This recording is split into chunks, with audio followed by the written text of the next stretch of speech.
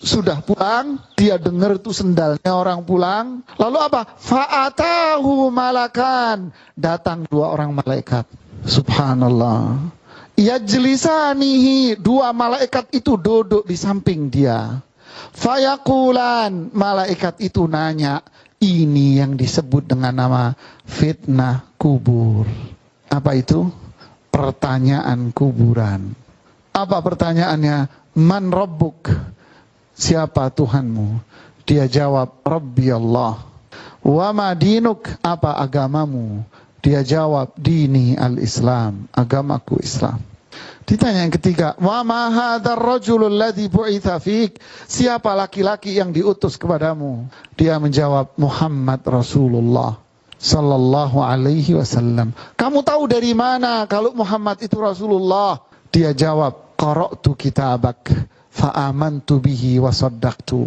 Saya dulu di dunia belajar Quran. Saya mempercayai isi Quran. Saya membenarkan isi Quran. Saya mengamalkannya. Ini dialognya ini. Jadi yang jawab itu bukan apalan. Yang jawab itu iman.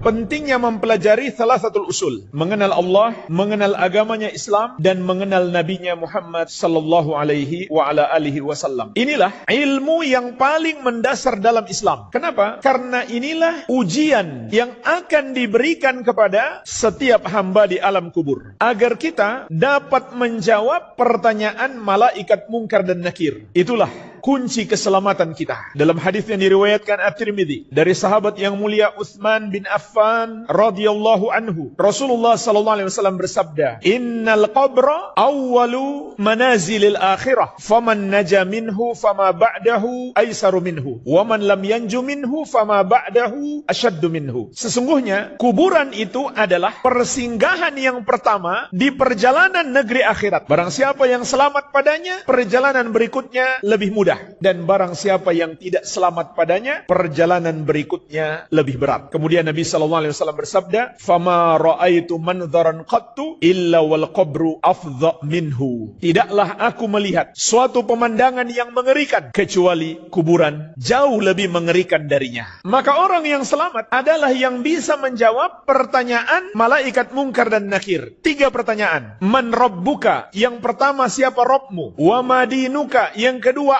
apa agamamu? Wa man nabiyyuk? Yang ketiga, siapa nabimu? Ini tidak seperti ujian di dunia yang soalnya sudah bocor duluan. Yang bisa menjawab hanyalah orang yang Allah Subhanahu wa taala berikan pertolongan. Siapa mereka? Orang-orang yang beriman. Dan orang-orang yang beriman dengan benar apabila imannya dibangun di atas dasar ilmu. Inilah pentingnya kita belajar agar akidah kita dibangun di atas dasar ilmu. Kalau tidak dibangun di atas dasar ilmu, itu bukan akidah yang sahihah. Itu adalah akidah yang batilah. Maka hanya orang-orang yang beriman dengan benar, yang akidahnya dibangun di atas dasar ilmu, yang akan ditolong oleh Allah Subhanahu wa taala. Sebagaimana di surat Ibrahim ayat ke-27, Allah Subhanahu wa taala berfirman, "Yutsabbitullahu alladhina amanu bil qawli tsabit fil hayatid dunya wa fil akhirah." Allah menguatkan orang-orang yang beriman dengan jawaban yang kokoh.